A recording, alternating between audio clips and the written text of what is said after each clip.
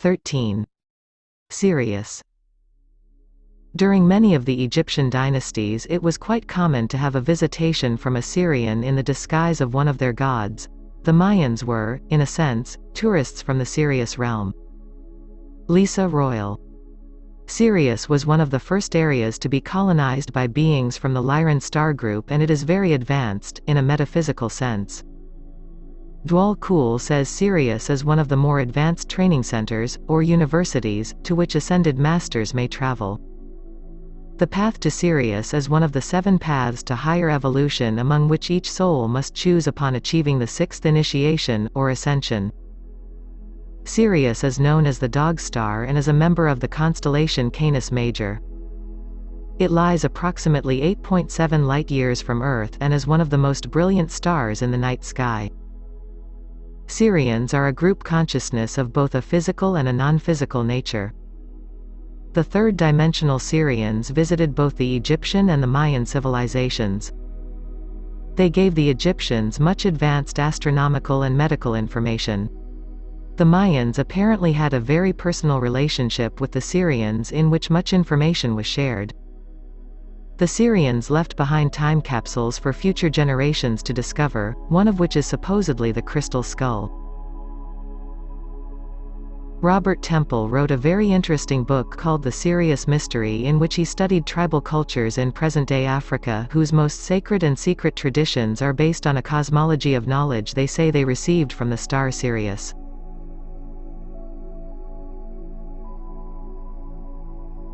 He traces the Dogon and 3 related tribes back over 5,000 years, showing that they were civilizations of great wealth and learning, including knowledge of physics and astrophysics. The Dogon tribe also had a whole system of spiritual initiation that reminds me somewhat of the Western esoteric tradition. Another group of extraterrestrial beings visiting us from Sirius is referred to by Ruth Montgomery's spirit guides, in Aliens Among Us, as the Cantarians. They are interdimensional extraterrestrial beings who apparently had physical contact with humanity in its beginnings, having been particularly helpful during the cataclysmic period of Atlantis, at which time they mixed with humans genetically. At this time they are working with humanity without direct intervention and will not consider a more active partnership again until humans outgrow the tendency as a people to be exploitive, judgmental, and manipulative. They say that Sirius is a remarkable star in that it gives free rein to the development of all talents that are usable for the common good. The Cantarians serve as protectors of their people who are incarnated here and with whom they have had previous ties. Their fleet of starships is much smaller than the Ashtar commands but is equally dedicated to helping Earthlings.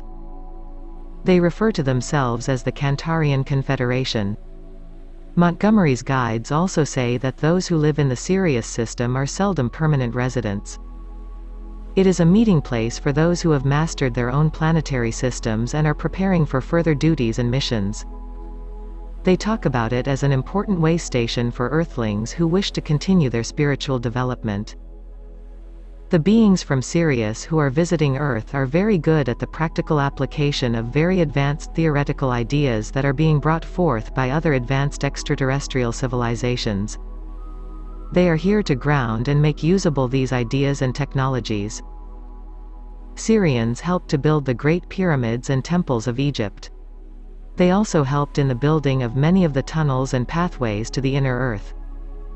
In the future, they will be involved in establishing the Golden Age on this planet. Along with Robert Temple and Ruth Montgomery, Lisa Royal, in the Prism of Lyra, has served as a source of the material in this chapter. 14. Hydra. There is another extraterrestrial civilization that is visiting Earth from the planet Hydra. These beings are skilled in the areas of agriculture, archaeology, and creating with their hands from the substances of the Earth. They excel at creating products of great beauty from the Earth's energy. These beings are the sensitives and artists of this galaxy, and they have a deep connection to the land. Each civilization that is visiting Earth carries a specific vibration and a particular focus of energies. Each civilization has a different area of expertise. The combined input of all the different groups contributing to Earth in a positive manner is helping to propel the Earth into the new age in a holistic and well-rounded manner. Again, I am indebted to Lisa Royal and the Prism of Lyra for the above information. 15. The Greys. I have mentioned the secret deal the Greys made with the United States government to abduct human beings for research and breeding. In this chapter I would like to provide an in-depth understanding of the Greys' culture, where they come from and why they are doing what they are doing. The Greys are commonly divided into three different types: the Orion Grey Type 1, the Orion Grey Type 2, and Grey Species 3. Besides these three categories of Greys, there are also 22 subspecies coming from such star systems as Rigel, Ursa Major, Draconis, and Zeta Reticulum. It is essential that the Greys be understood, for they are one of the main negative extraterrestrial groups trying to take over this planet for their own selfish purposes. There are apparently two kinds of Greys from Orion, who might be referred to as the larger Greys and the smaller Greys. The smaller Greys have actually been cloned by the larger Greys, and that is why they all look the same. The abductions are for their genetic experiments, which include cloning, DNA enrichment, and crossbreeding with human beings. The Greys have a genetic weakness in their digestive systems, which is one of their main motivations for all the genetic work. The Greys are part of a kind of group consciousness rather than having individual consciousnesses.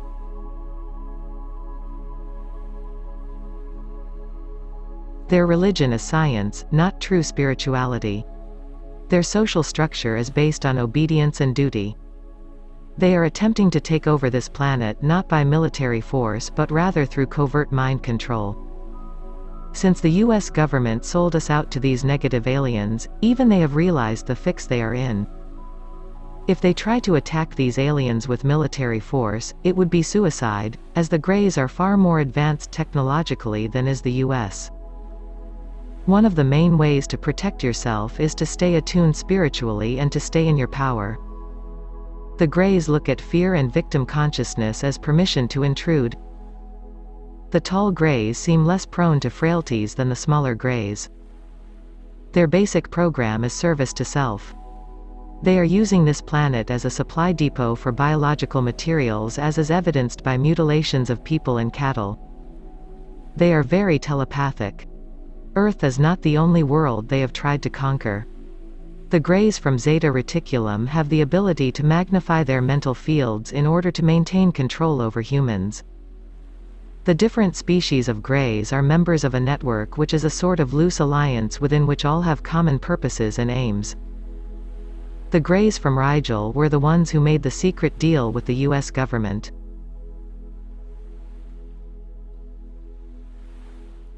They are small with yellow-greenish skin. When they are lacking a specific glandular substance in their bodies because of the digestive problems, they appear grayish. They are from a solar system that revolves around Rigel, which is a double bluish-white star about 800 light-years from Earth. The digestive problems were caused by exposure to radioactivity during a nuclear war many thousands of years ago. They derive nourishment from the glandular secretions and enzymes they extract from animal mutilations.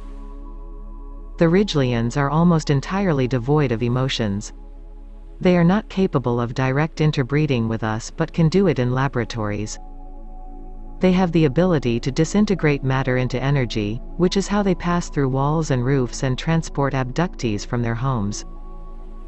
Part of their mind control over humans is based on a sort of telepathic hypnosis they are able to induce. One facet of this is their ability to make people forget consciously that they have been abducted. They also use this ability to try to control the country's leaders. Control is also exerted through the placing of implants, both mechanical and metaphysical. The Greys have bases all over this planet, especially in the United States, and also on the dark side of the Moon. They have made clones of human beings, as well, which are cloned into android-type bodies. The degree to which the Greys have interpenetrated society is extreme. They are impregnating human females on a massive scale and later extracting the fetuses. Most of their biological materials come from the cattle mutilations, however, it is a fact that at times they have performed human mutilations. These materials have been found on their crashed spacecraft. There are some books on the market saying that they are friends and that people agreed to be abducted. I am here to tell you not to believe that for a second. These are very disturbed beings. They are here to take over the planet for their own selfish purposes. They look at humans with an attitude that is similar to the way the unconscious mass of society looks at animals. The Greys from Zeta Reticulum appear to be divided into two different groups, one that appears to be a little more tolerant toward human beings and another that is interested in the colonization and conquest of planet Earth. The Tall Greys have one base near the Aleutian Islands. They seem to have influence over the Greys from Zeta Reticulum and the Bellatrax Greys. These Greys have no stomachs and digest their food by absorption through the skin or under the tongue. They have been cloning themselves instead of practicing reproduction. Each time they reclone, however, the genetic copy becomes weaker, which is part of their problem. Their attitude toward humans is one of tolerance of inferiors. They are technologically superior, but spiritually and socially backward. For the information in this chapter, I would like to acknowledge Lisa Royle's The Prism of Lyra and also an amazing set of books called Matrix I, Matrix II and Matrix III by Valdemar Valerian.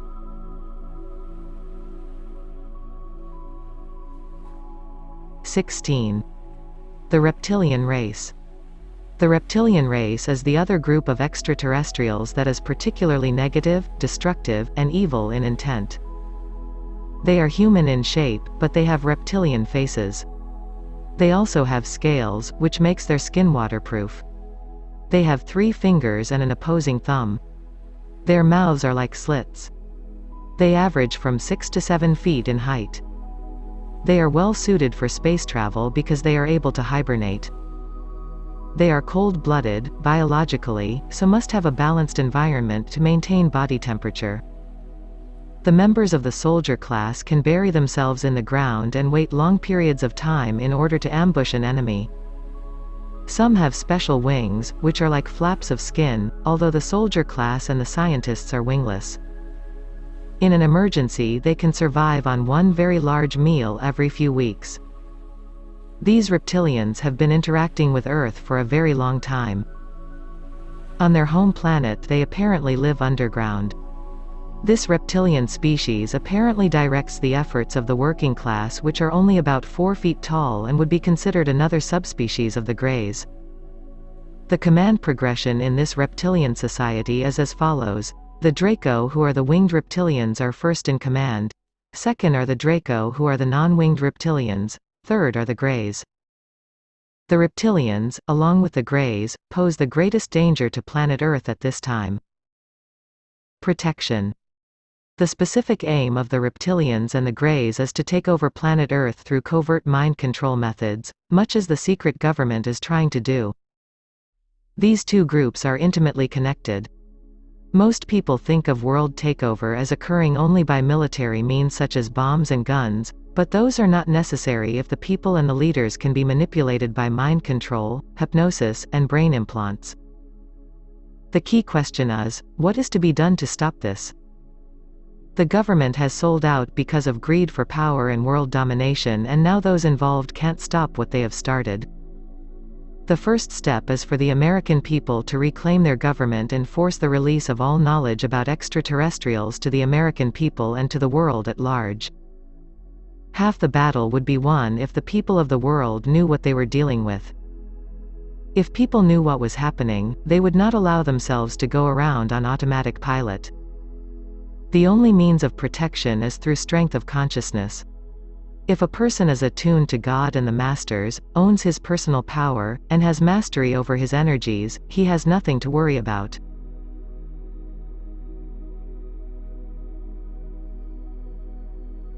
The people of the world need to wake up spiritually and psychologically and stop being victims.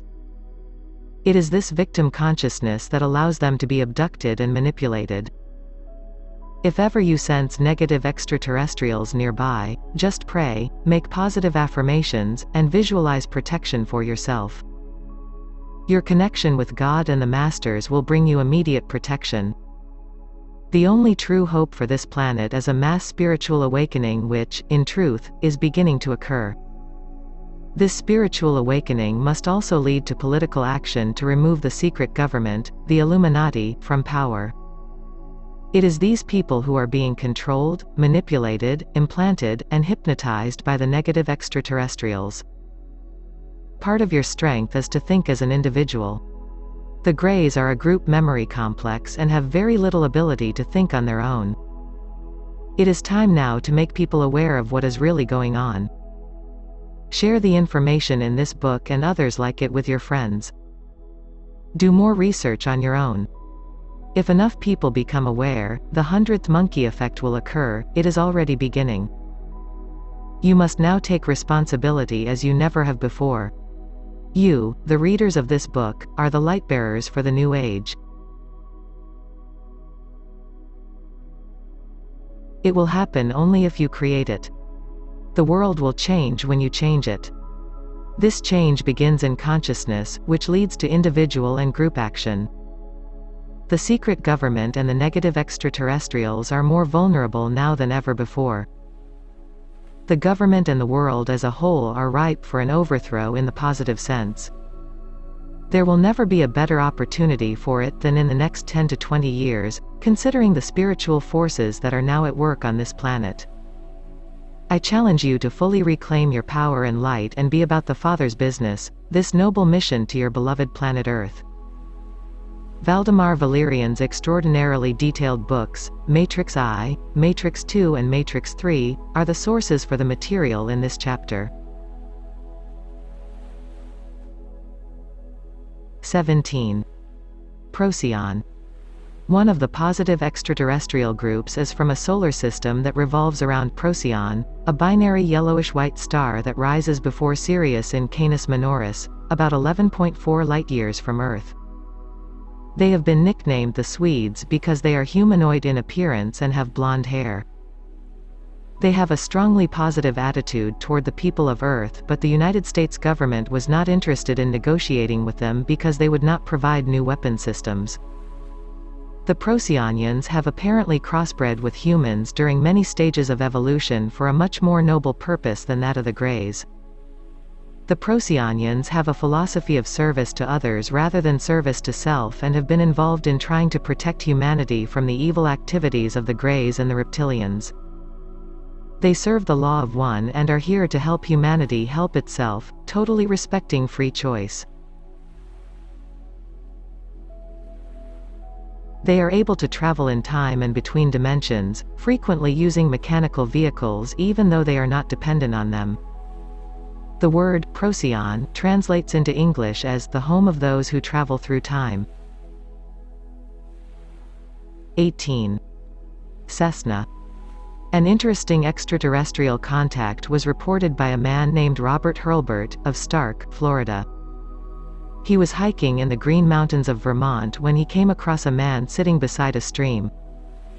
To make a long story short, he had a long conversation with this man while they hiked and camped together that day and the following night. The man said that his name was John and that he came from the planet Cessna. According to Ruth Montgomery's book, Aliens Among Us. John went on to tell me about this planet that he claimed to be from, saying that it was a warm, temperate planet with abundant flora and fauna. The atmosphere had a thick cloud cover that consisted of a high quantity of nitrogen, with oxygen and traces of other gases, some of them familiar to Earth, some not. He stated that this planet had 2 moons and traveled in an elliptical orbit around its sun. He said that it was slightly larger than Earth, had 2 polar caps, and a population of around 500 million. That population control was strictly adhered to, meaning reproduction was not a haphazard occurrence, that there were 70 major centers of population, that there was no pollution or disease. He said that the inhabitants had a life expectancy of 160 years, that a central committee of 70 representatives controlled the government and each member was elected by one of the 70 major cities by electoral vote of the populace, that there was no crime or famine, and everyone worked in unity to assist one another. The primary concerns of the people were scientific achievement, research and study of alien cultures, and bringing peace to all cultures. They had begun space exploration over 20 centuries ago. Their space vehicles varied in size and shape, were capable of speeds exceeding the speed of light, and were powered by drawing energy directly from the sun. He stated that this culture had been sent to Earth to study us and somewhat to share its technology with us, but as yet we were not prepared to handle such power. He referred to us infantile. The next morning upon awakening, Robert found that John had gone. Upon arriving home, Robert contacted a woman John had said he had told his story to. The woman confirmed that she knew him and knew he was not of Earth. Ruth Montgomery's spirit guides also confirmed the truth of John's story. 18. Alpha Centauri. The extraterrestrials from Alpha Centauri resonate with violet light. This civilization has enormous scientific and technical knowledge that is of the highest quality in the universe. The Alpha Centaurians are very theoretical.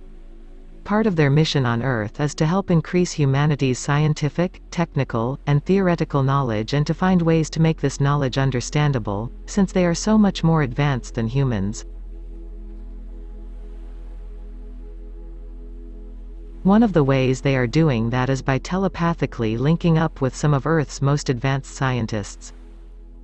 Because these beings are so incredibly intelligent and are of such a high vibration, they sometimes have a difficult time grounding these ideas on the earthly plane. The beings from Sirius whom I have already mentioned are good at bridging this gap because they are capable in the practical application of ideas, and making the theories usable in third-dimensional society. The Sirians are the workers and doers of the Earth. I extend further acknowledgement to Lisa Royal for the information in the Prism of Lyra. 20. Lyra. The extraterrestrials from Lyra, as I previously mentioned, have brought a migratory quality and freedom of spirit to planet Earth. These beings aren't as attached as most to their home planet. They have been called the chameleons of the universe because of their ability to adapt to new environments on various planets. However, they are a very advanced civilization and are not used to the low vibrations that exist in the Earth's atmosphere.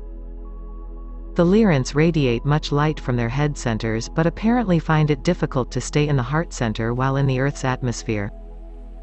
The Lyrants are used to total freedom of expression and movement.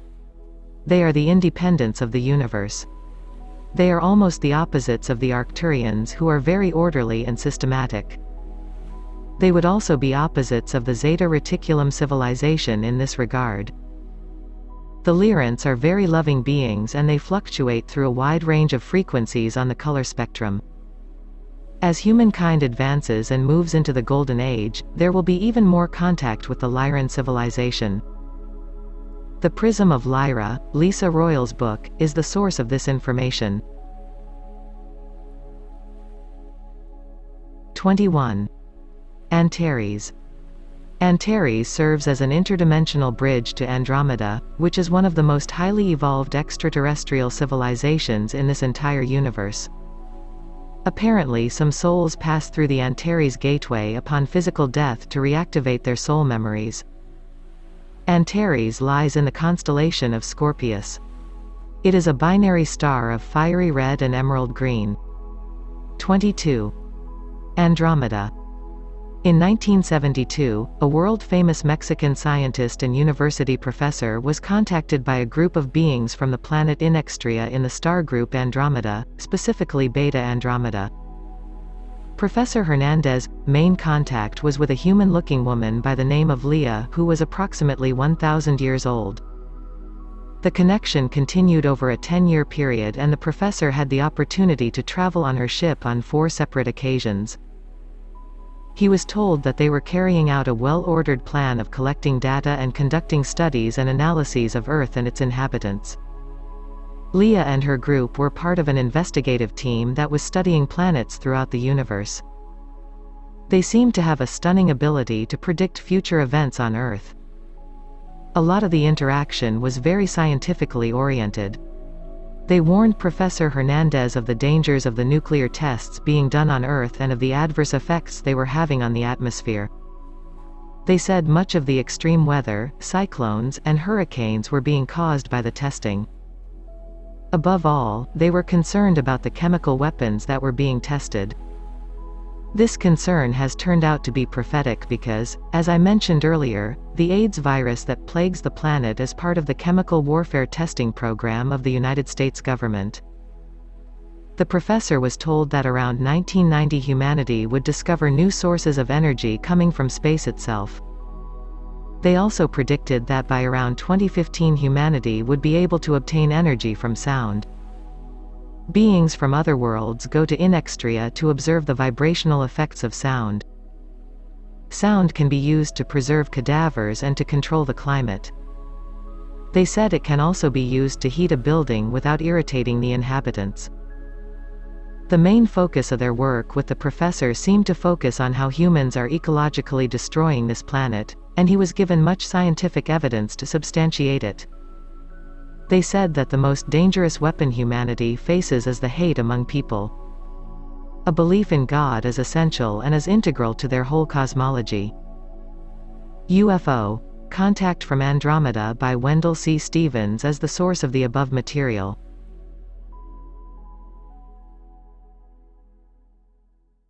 '23. Proxima Centauri. A German woman named Herr Horst Fenner was traveling in Bolivia in 1976. She was camping in the Amazon jungle east of Trinidad when she encountered a disc-shaped metallic craft in a forest clearing. Two handsome, fair-skinned, blonde males came out of the craft. Each wore on his belt a language translator the size of a pack of cigarettes. They spoke to Fenner in German, telling her that their home planet orbited a small sun in the star system called Proxima Centauri. They were entirely human in every way and were even able to breathe Earth's atmosphere. One of the men's name was Cahoon and the other's Ather. They said that Proxima Centauri was the next closest solar system to Earth, at a distance of 50 million kilometers. They told her that they often came to Earth to observe events here and to consider the development of the species evolving on this planet. They spoke of other races that come to Earth regularly and that also visit the other planets in this solar system.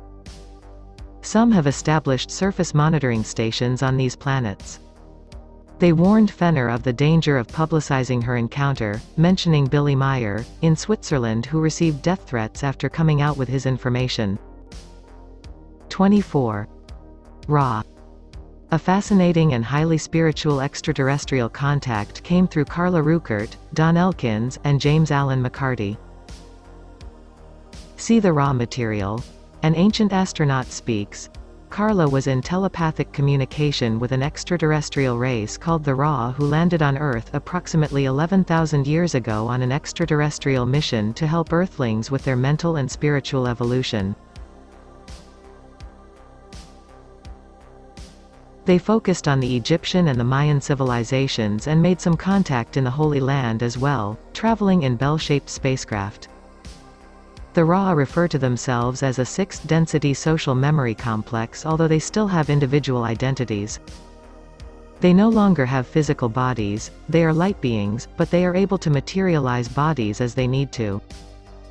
They no longer operate in linear time. They call themselves humble messengers of the Law of One. The Ra attempted to help in technical ways, in terms of the healing of mind, body, and spirit through the use of crystals. They were also involved in the building of the Great Pyramid of Giza.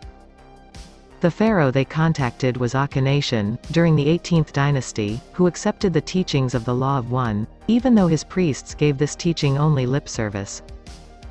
The pyramids they helped to create were used for spiritual initiation, and in this current day and age they refer to the Great Pyramid as a piano out of tune. In their physical manifestation on Earth, the physical bodies had a golden luster because of their high vibration. They did not apparently stay too long in Egypt, once they realized that what they were teaching was being distorted. They stayed a little bit longer in South America, where they had more success. They speak of having to go to the Saturnian Council before receiving permission to come to Earth. This council is one of the main guardians of Earth against negative extraterrestrial activity.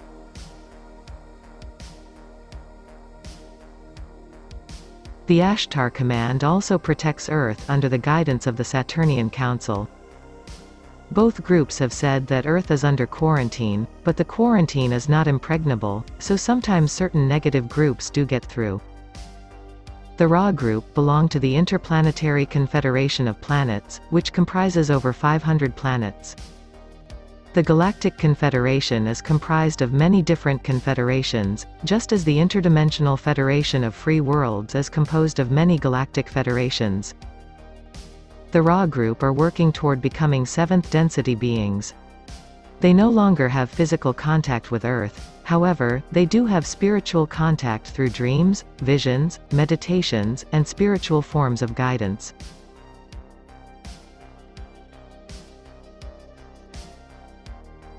(25) Alabram. Ruth Montgomery, in channeling her spirit guides, tells of an extraterrestrial civilization called Alabram that is just beyond the Andromeda Galaxy.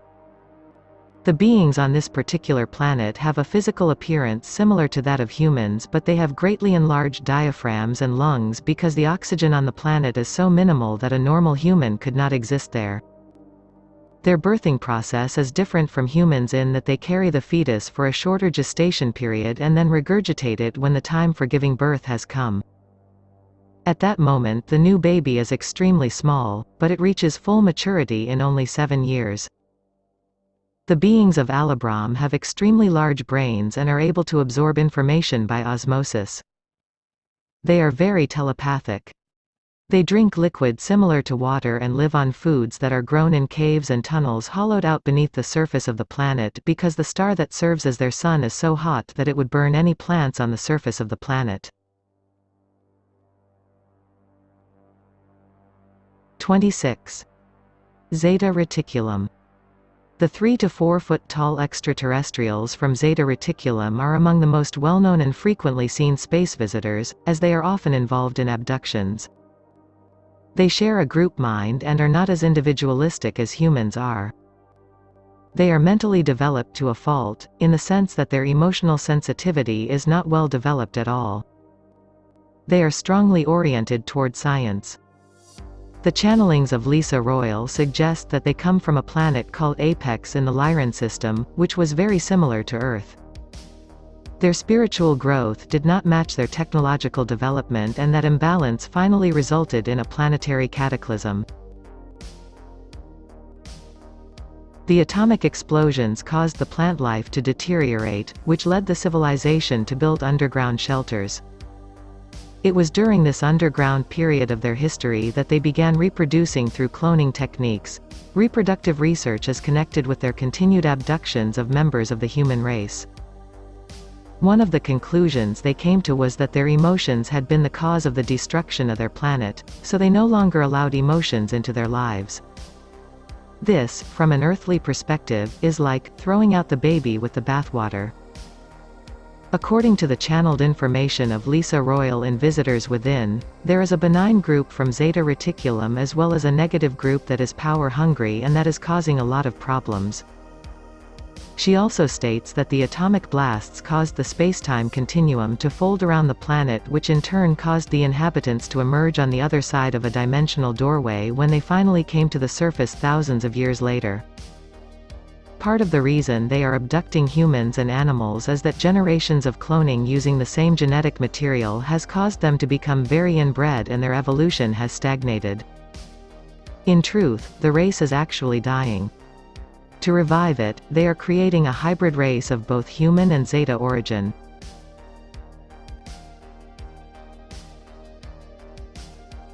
(27) Vega. Vega is a star within the constellation of Lyra. It is one of the first Lyran civilizations to develop a unique and cohesive identity which led to the later seeding and colonization of Altair, Centauri, Sirius, and Orion. The beings from Vega manifested a psychology that was opposite from the beliefs and actions of the Lyrants. This caused many conflicts and wars between the Lyran and vegan races.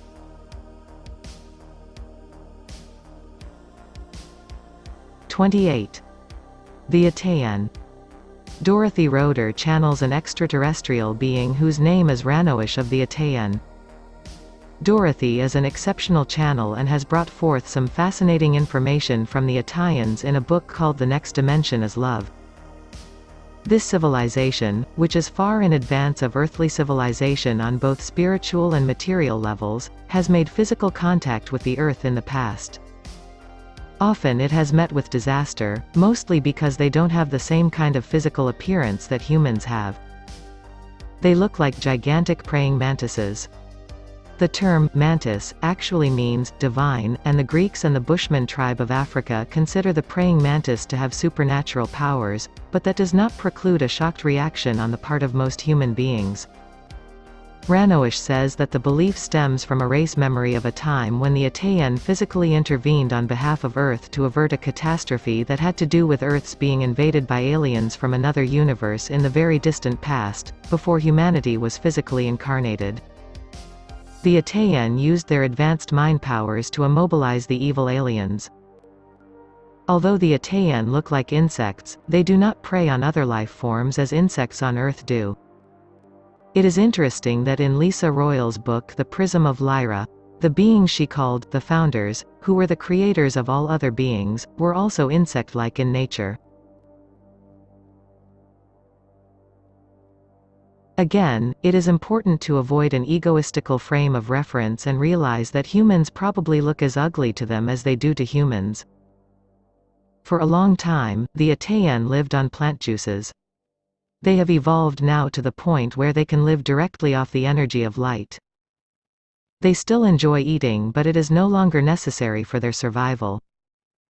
The Atayan have wings, even though they don't need them to travel. However, they do fly for enjoyment and as meditation. They are over 6 feet tall. Their coloring ranges from light gray to gold. They become more and more gold as they age. They die only if they choose to die. The Atayan have a strong group consciousness, but they are most definitely capable of individual thought, as well. They have learned to create together a flow of thought and feeling that results in harmony for the whole race consciousness. In this regard they are different from humans whose individualism results in separation and negative ego. However, on the positive side, humans have great diversity and creativity, and that intrigues the Atayan since they have chosen the path of group consciousness. The positive side of their path is the sharing, love, and attunement to the source on a collective level. The negative side is that they miss a little bit of the diversity that humans have. In this respect, the two civilizations can learn from each other. The Atayan have developed the ability to soul travel in other dimensions. They say that they do not travel forward or backward in time but laterally. This has been one of their main interests as a culture over the past 1,000 years. They have computers that are actually biological in nature. They can record information into the computers with a type of mental telepathy. The computers, in a sense, have become extensions of their own consciousnesses. To say that their computers are more advanced than earthly computers is a vast understatement. Although interested in human diversity, they definitely feel that they have chosen the right path by seeking group cohesion, in truth, that is spiritual consciousness. As everyone on the spiritual path knows, there are no separate individuals, that is an illusion. There is only one being in the infinite universe, and that is God. Now that the Atayan have achieved that ideal of group consciousness, they can, in harmony with the divine plan, explore the creative diversity of individualism. The Atayan are wide open to sharing their experiences and their knowledge of how to achieve the world harmony which Earth needs so badly. Humanity has begun to move in that direction but is still very far from the ideal. There is still too much separative consciousness. The Atayan can be great teachers for humans in this regard. They can also help humans to let go of their deep attachment to the Adam-Kadmon form of physical body and to recognize that all beings throughout God's infinite universe, regardless of their physical body types, are brothers and sisters in God.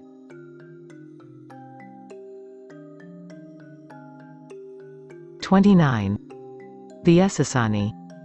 Bashar is an extraterrestrial being from a civilization known as the Essassani. He is channeled by Daryl Anka, who has actually seen Bashar's spacecraft in broad daylight over Los Angeles. Bashar is not his real name. In his society, he is a commander, but the word means messenger in Armenian. The word Essassani means place of living light.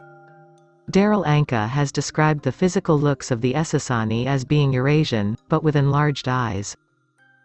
They are about 5 feet tall with whitish-gray skin. The females have white hair, and the males have no hair. The Essassani civilization is approximately 500 light-years in the direction of the Orion constellation, but it is not physical as that word is normally understood. They live on a higher vibration, so the star system they are from is not visible. Bashar communicates to us from what would be considered to be the future. If you ever have the opportunity to experience Daryl Anka channel Bashar, it would be well worth your effort. It is quite a high-energy experience. 30. Implants. It is important to be aware of the issue of extraterrestrial implants. Most people think of them as being only of a mechanical nature, but there are many types of implants that have been placed in people's astral, mental, and etheric bodies, also. Many people feel frightened when this subject comes up. There is no need for fear. I have been told, by sources of knowledge whom I highly respect, that just about every person on planet Earth has implants, and that has been going on for the past 10 million years. People have been functioning with them and living their lives and being successful for eons and will continue to do so. That does not mean, however, that they are helpful to you on your spiritual path. These implants can be removed by a very simple process that takes less than an hour. Many people do this work. You can contact me for guidance on how to have implants removed. Implants come in many sizes and shapes. They also have many different functions. One is to suck your light and energy. Some are used for telepathic control. Some block you from your spiritual goals. They can be found in the chakras, in the glands and organs, above the head, all over the body. They are usually implanted during childhood or at times of physical, mental, or emotional crisis or illness. Even though everyone has them and can still function quite well, they do prevent you from operating at your full potential. I highly recommend having them removed. The goal of the spiritual path is refinement and purification on all levels. You want to purify your physical body of toxins, your emotional body of negative feelings, your mental body of impure thoughts, and your etheric body of impure energies. At the same time, for total God realization and optimum performance, at some point in your spiritual progression you will want to remove your extraterrestrial implants, as they can subtly block your clarity, vitality, and prosperity. This is a subject that very few people are even aware of because very few people can even see them, except for the physical, mechanical ones. As humanity moves toward full realization of the new age, the subject of implants is going to be coming into the foreground of people's awareness.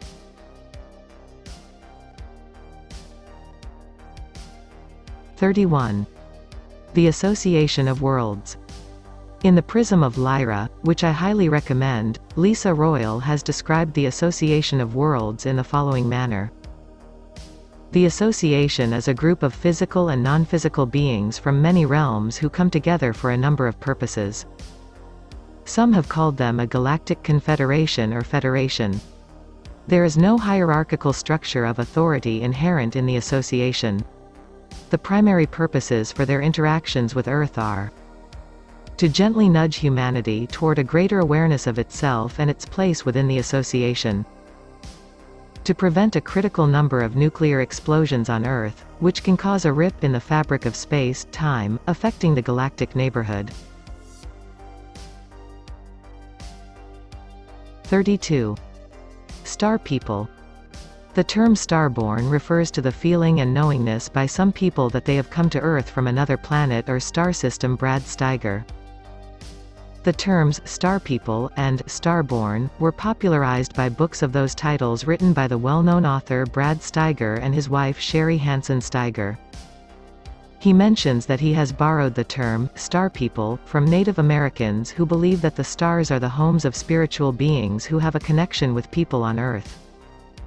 He defines the term starborn as the feeling and knowingness by some people that they have come to Earth from another planet or star system. Now it is important to understand that everyone on planet Earth is extraterrestrial in the sense that everyone came from heaven or God and is just visiting here. Even though this is the case, some people's past lives have been centered in the schoolhouse called Earth, while other people have been attending schools in other parts of the cosmos. One is not better than the other, they are just different pathways back to the Creator. Many star people have memories of other star systems and of experiences with non-Earth beings. Almost all these people say they are here to be of service to humankind as it moves into the new age.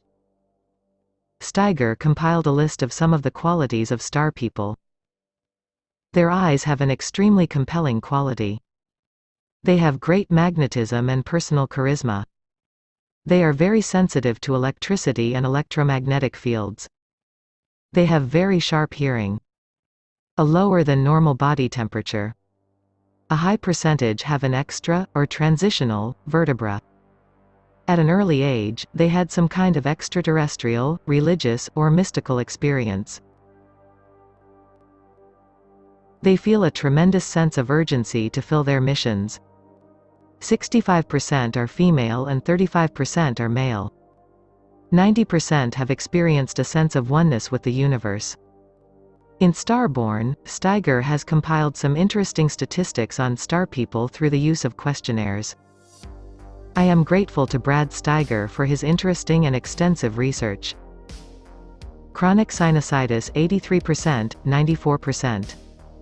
Extra or transitional vertebrae 32%, 34%. Unusual blood types 28%, 26%. Lower than normal body temperature 92%, 88%. Low blood pressure 75%, 70%. Hypersensitivity to sound, light, odors, etc. 97%, 70%. Swollen or painful joints 87%, 70%. Pain in the back of the neck 93%, 73%. Adversely affected by high humidity 84%, 70%. Have difficulty in expressing or dealing with emotion 74%, 71%.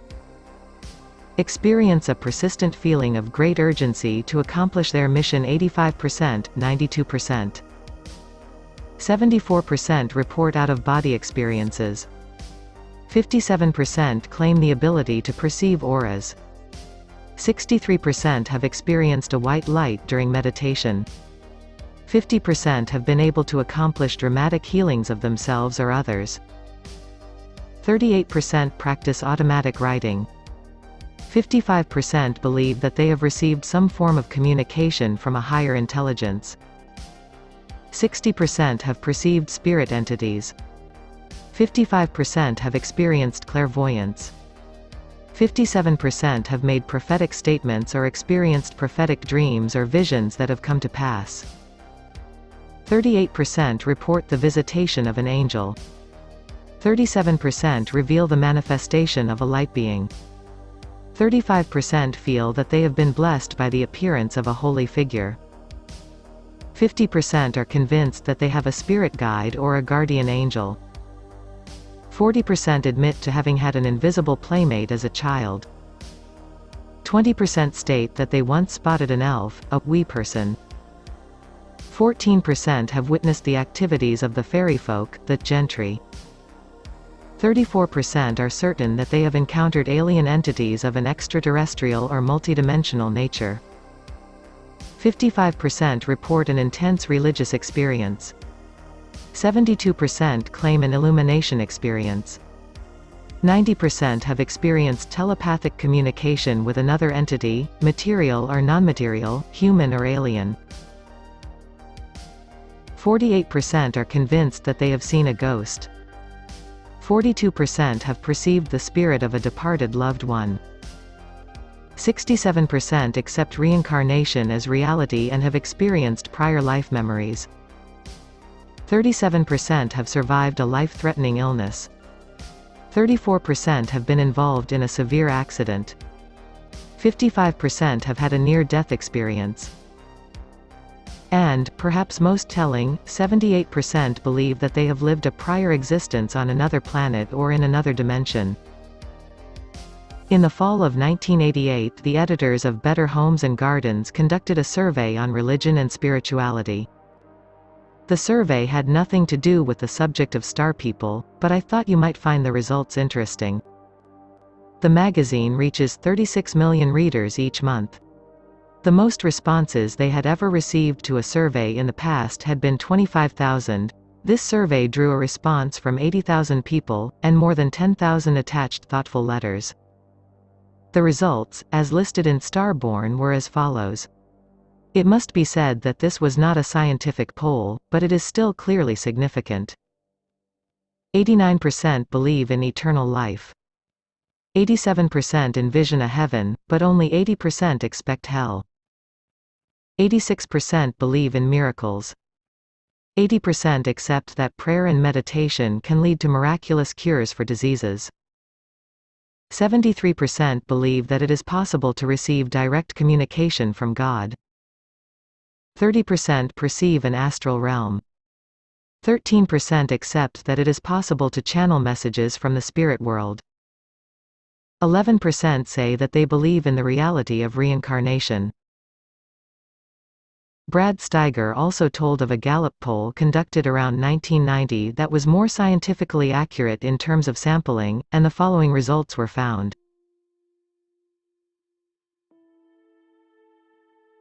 43% claim to have undergone an unusual spiritual experience. 15% have had a near-death experience. 46% accept the possibility of life on other planets. 23% believe in reincarnation. 71% expect life after death.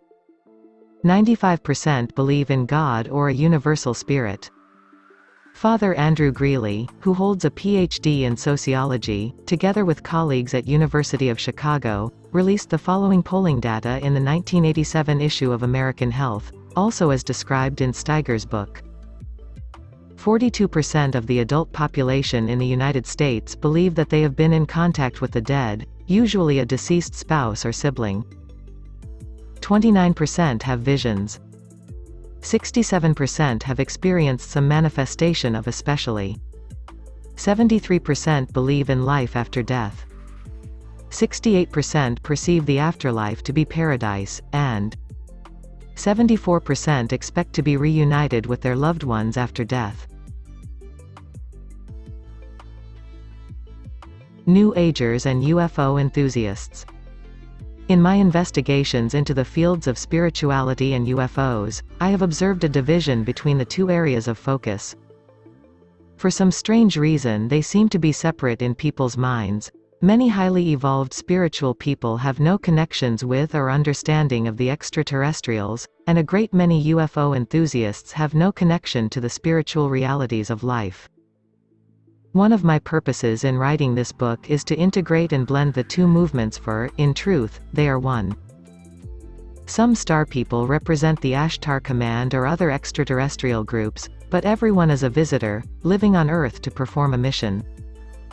Because the Piscean age is ending now, and so are other major planetary and solar cycles, the space commands are increasing their communications and interactions with their incarnated representatives. The channeling suggests that only 1/3 of these incarnated representatives have truly awakened to their full mission. Part of the purpose of this book is to awaken or more fully awaken people to these connections and to their true missions on Earth. I would like to acknowledge Brad Steiger's book Starborn as the source of the information in this chapter. It is a book that is well worth reading. 33. The organization of the physical universe. The stationary Isle of Paradise is the geographical center of infinity and the dwelling place of the eternal God. The Urantia book. The Urantia book is a revelation of God. It is written by a commission of universal beings who reside in the capital of the superuniverse and who call Earth Urantia. They have put forth a clear description of the organization of the physical universe. Your world, Urantia, is one of many similar inhabited planets which comprise the local universe of Nebadon.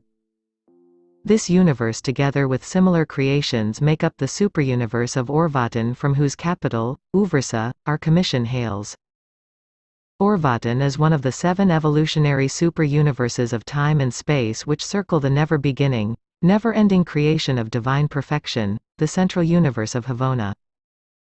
At the heart of this eternal and central universe is the stationary Isle of Paradise, the geographic center of infinity and the dwelling place of the eternal God.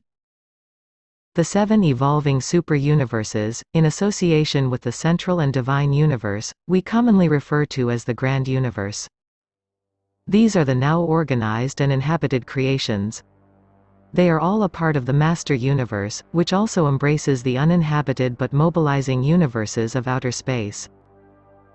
As I contemplated this description, I began to realize that the entire infinite universe is like a gigantic atom. The stationary Isle of Paradise is the still point in the center of all of creation, thus, it is like the nucleus of the atom. The super-universes, universes, galaxies, and solar systems are like the electrons. Dwal Kul once told me that the monad had a nucleus. This makes sense, for the microcosm is like the macrocosm. To consider one of the smallest physical particles in the material universe is to get a glimpse of God on the macrocosmic level.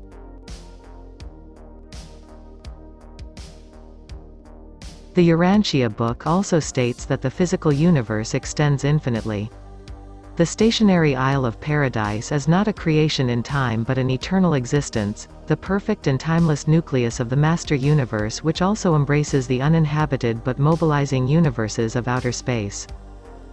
The regions of outer space are then divided into the first, second, third, and fourth levels. The 5th level is called open space. The book states that the Grand Universe has an aggregate evolutionary potential of 7 trillion inhabited planets and includes everything in the universe but the outer space levels mentioned above. There is a potential for even more inhabited planets if the outer space levels are included. This particular universe of Nebadon is one of the new universes in God's creation. It lies on the outer edge of the Grand Universe, but that, of course, says nothing, from a spiritual standpoint, about being close to God, because time and space are merely illusions. 34. Summary. I have dedicated a great deal of space to extraterrestrial civilizations because I feel that it is time for the people of Earth to expand out of their egocentric reality. It is time to understand that planet Earth is part of a greater solar system, galaxy, universe, and omniverse of life. This solar system is just one of thousands upon thousands of inhabited solar systems in this galaxy. This galaxy is just one of infinite numbers of inhabited galaxies in this universe. This universe is just one of infinite numbers of inhabited universes. Many of the life forms are totally different from life as humans know it, yet all are an expression of God and all are evolving back to the Creator as humans are.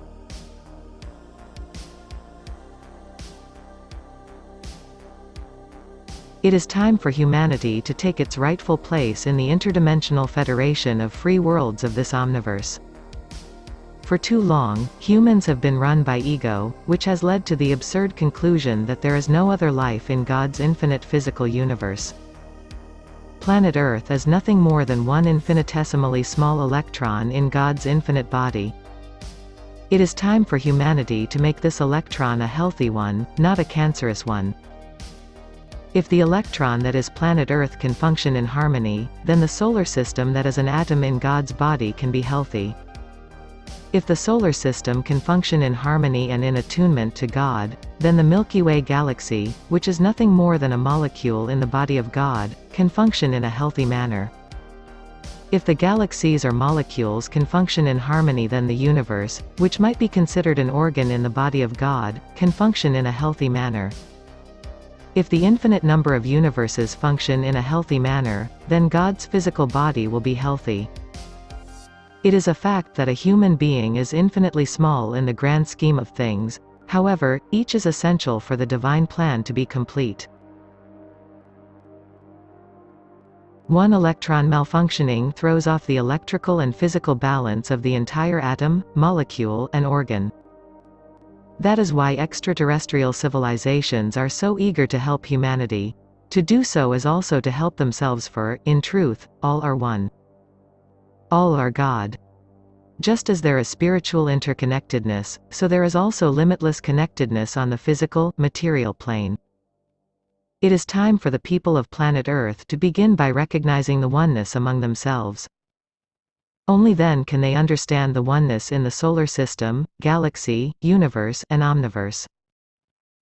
Earth has been isolated from the solar, galactic, and universal confederations and council meetings that interconnect all of physical reality because of humanity's complete and total egocentrism and lack of belief in God and vision of the true purpose for living. I hope I have expanded humanity's consciousness beyond the artificial wall that has been created by ego and by the secret government. When humanity can break out of this stranglehold, Earth will be openly and graciously removed from its cosmic isolation and accepted as a conscious member of the infinite interconnected physical universe that is one of the seven heavens of God.